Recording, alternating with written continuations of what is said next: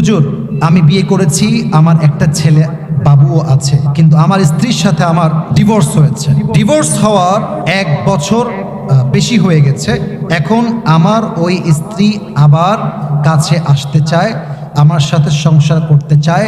এখন আমি কি তাকে নিতে পারবো? এই বিষয়ে কোরআন হাদিস কি বলে? That's a very sensitive question, very sensitive. It's all about the মাসআলা অফ তালাক। মাথায় রাখবেন, ইসলামের বিধান হচ্ছে যদি আপনি ওয়াইফকে তালাক দিয়ে দেন, 3 তালাক, এরপরে আপনার ওয়াইফকে ফিরায় নেওয়া আসার কোনো সুযোগ নেই। তবে এমন একটা সুযোগ আছে যে সুযোগটা মেনে নেওয়ার ক্ষমতা সবার নাই। কথা আমি কি ভুল বললাম না ঠিক বললাম? বলেন সবাই।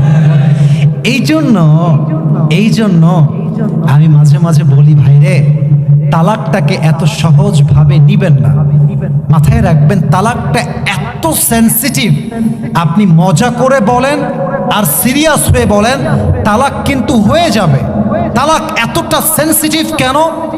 যাতে করে মানুষ তার বউকে ইচ্ছা মতো বিয়ে করে ইচ্ছা মতো ছাড়তে না পারে। ঠিক কিনা বলেন? বেশিরভাগ স্বামী তার বউকে তালাক দেয় জেদের বসে। জেদ। আর কি বলবো, দুঃখের কথা, মেয়েরা শুনলে ফেসবুকে আমাকে গালি দিবে এই ওয়াজটা। আজকালকার বেশিরভাগ মেয়েদের তালাক হয় মুখে মুখে তর্ক করার জন্য। আপনার জিহবা এতটুকু বড়, তাই না? ওদেরটা ইয়া বড়। সব মেয়ে না, কিছু মেয়ে আছে খাইস্টা নাম্বার 1। এদের মনে হয় এরকম হয়েছে, আছে এরকম মেয়ে, কথার আগে চটপট চটপট করে কথা বলে। আমার মুরব্বীরাও একমত হবে, যুবকরাও একমত হবে, একজন পুরুষ সব সহ্য করতে পারে, বাট তার ব্যক্তিত্বে আঘাত দিয়ে কথা বললে পুরুষ থেকে 2 পয়সা ছাড় দিতে প্রস্তুত নয়। আনুগত্যশীল হন। আমি তো একটা কথা বলি, ডিভোর্স হলে আমাদের কিচ্ছু হবে না, সব ক্ষতি মেয়েদেরই হয়। আপনার ডিভোর্স হলে কি হবে? সমাজের বাস্তবতা দেখেন।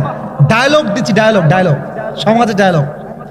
ছেলে তালাক হয়ে গেছে, ইসরে তোমার বিয়েটা আবার হওয়া দরকার। খুব কষ্টে আছে ছেলেটা, গো, বউটা চলে গেছে।